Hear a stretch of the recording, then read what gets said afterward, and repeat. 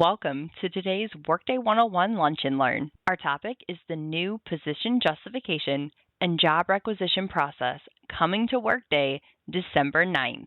I'm Nikki Sitton. I'm an HR Technology Change Management Specialist, and I'm so excited to be sharing this amazing update for our leaders with Brian Baer, who is the Manager of Human Capital Management. Thank you, Brian, for being here today. Yeah, thanks, Nikki, and thanks everyone for being here today. We welcome your questions and ask that you would submit them via the Q&A feature in Teams. We have a couple representatives that will be answering questions as we go. If we do not get to answer your question, please check out the December 9th edition of the Workday News, Views, and FAQs, found on your Workday homepage in the announcement section.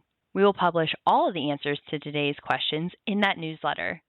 Don't forget, you can find a link to the recording of today's session in the Workday 101 for Managers video library. The Workday Manager Guide will be updated with the new steps you will see today, also on December 9th.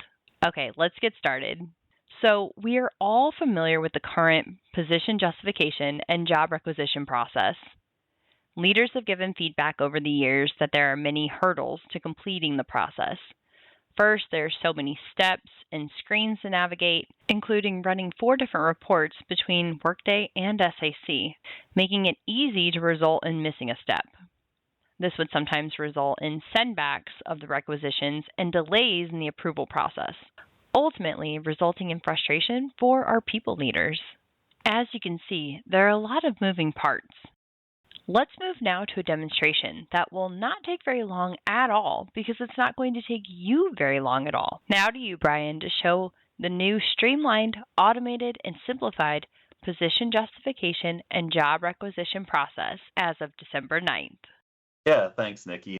We're going to walk through the new position justification request process, and we're going to demo an exact replacement today. So that's, a scenario where we had somebody leaving and we are going to backfill their position. Now, in the event that you were replacing or you were adding a new position and it was not a backfill, we would actually go up here to Menu and My Team Management. In My Team Management, we would click on Begin Position Justification Process, and that'll start the process on that side. But what we are going to demo today is if it is a direct replacement. In that scenario, we would have just had a termination, and we will get a to-do step up here in the My Tasks box.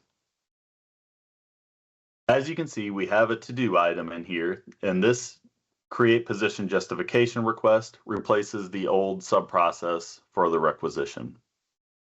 On this page, you can see a few reminders just before you begin this process.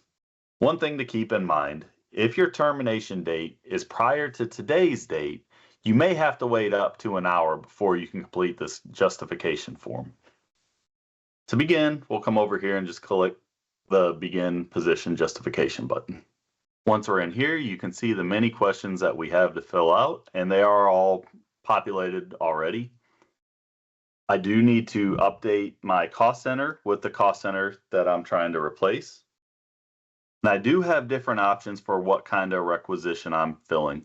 For this one, we are doing the exact replacement, but there are other options that will populate different questions depending on what you select. And once again, I'm selecting an exact replacement in this scenario. One of the big changes that we were able to implement with this new process is streamlining the decision of, is it a new budgeted or unbudgeted position? Previously, you would have to decide which template was used. Now we use just common language to help you navigate this decision. Here, I'm going to look for what position I'm looking to replace. By selecting that position, it will populate all of the questions below. And a reminder, everything with a red asterisk is required to be completed. As you can see on the right side, we have pulled in all of the information needed to complete the justification. Previously, you would have to run reports in both Workday and in SAC to get all of this information, and then populate it into the template.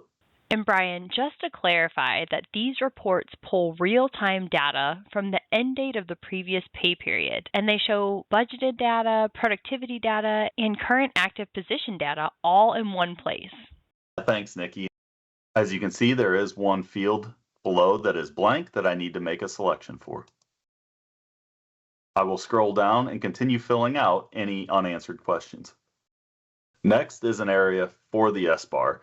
This is required for an unbudgeted position, but in our scenario, it's optional. Next, we'll go to the final review.